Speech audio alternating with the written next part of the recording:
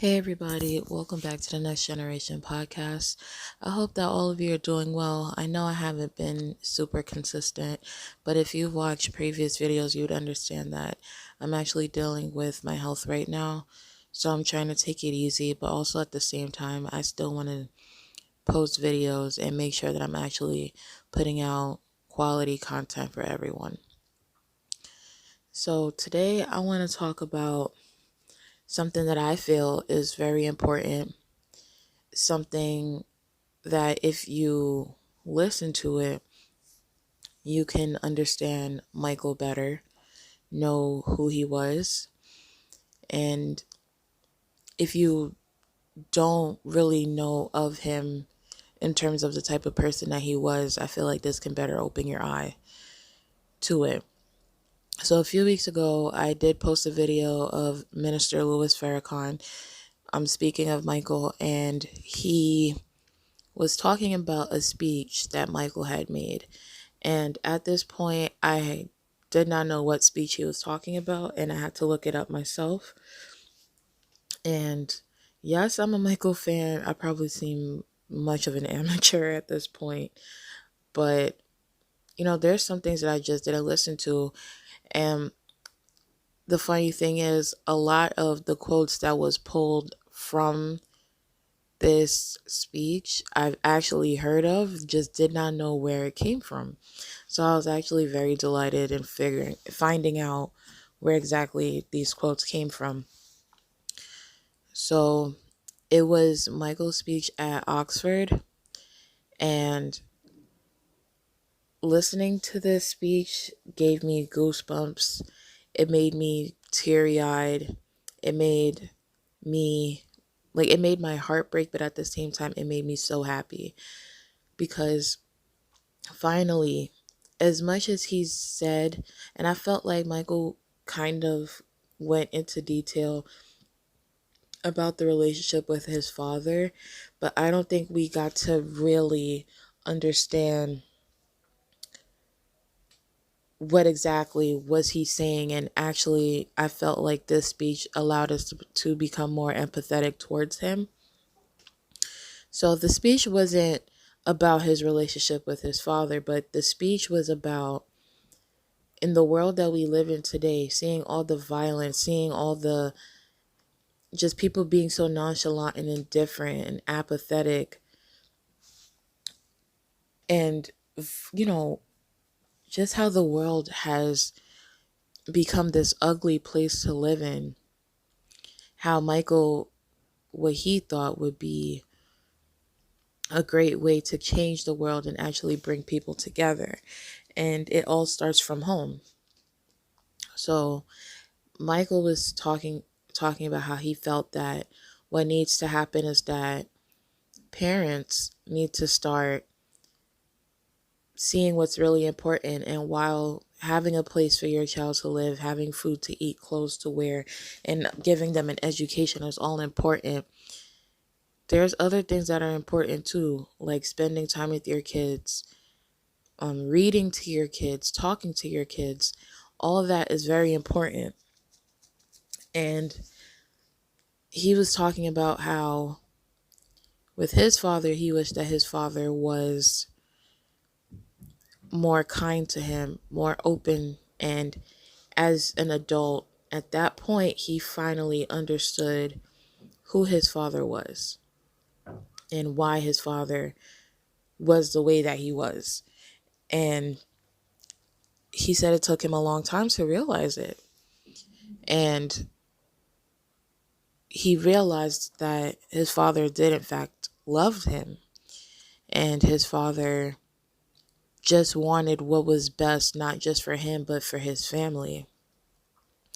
And spoke of his father's past, being a black man during that time period, working such a hard job to put food on the table, and how money was so tight, but his father still found a way to show Michael that he loved him. And you guys, I urge you to, if you haven't listened to it, listen to it, because we got to see a softer side of Joe, even though we see him as this, in other people's words, a bulldog, and just so tough and like just like a pit bull, you know what I mean, like just very stern. And we got to see that, yes, that was him on, the exterior, but inside he just did not know or could not be mushy. And a lot of men are like that, but for him it was more extreme due to the situations and circumstances he was in. He just didn't have it in him, but he showed other ways that he cared. We can't deny that Joe did do some things that, we probably wouldn't do, but that was his way, and look what we got from it, you know? And I have to say this. I did see somewhere that the way that we talk to our children is what becomes their inner voice.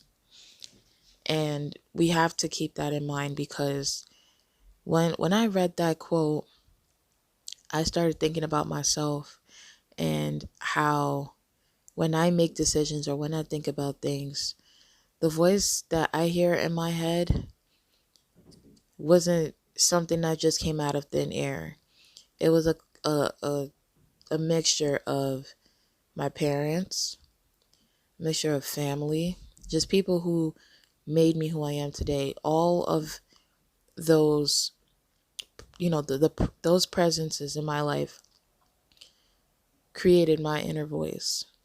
And a lot of the times it is negative.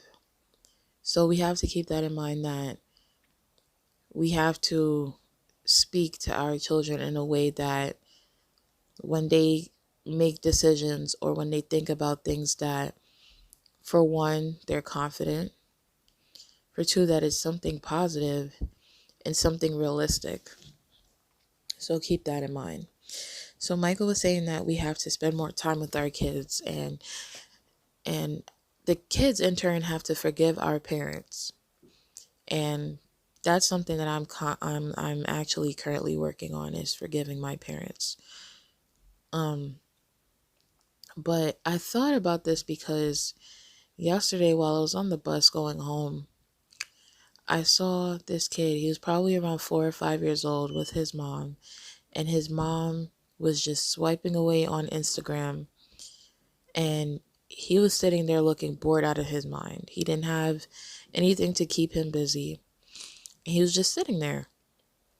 And it made me think, when I have my kids, I for sure don't want to be with them and not paying any attention to them.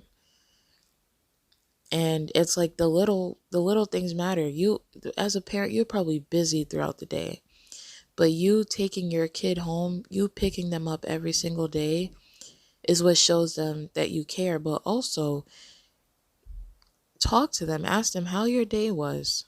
What did you do today? What do you want to do this weekend? Have a conversation with them.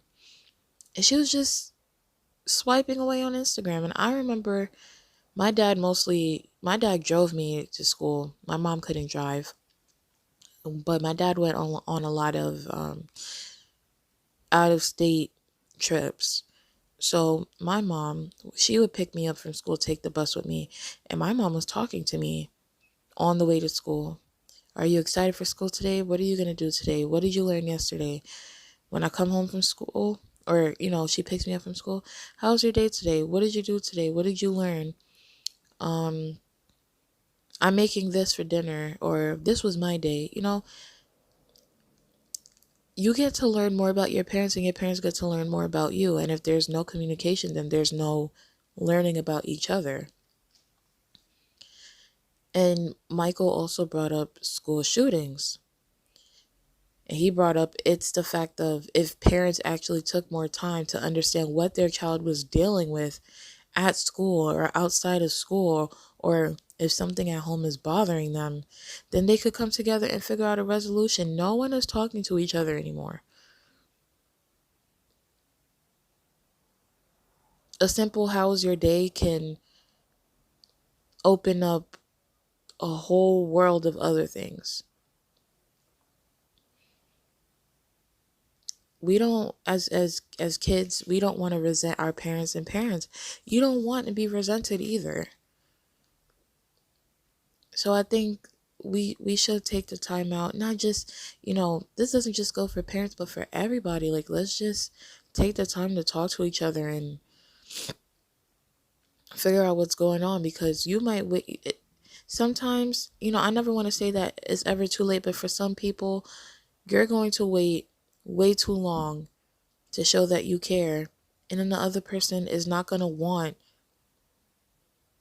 what you, the other person is not going to want what you're now giving them that they've been wanting this whole time.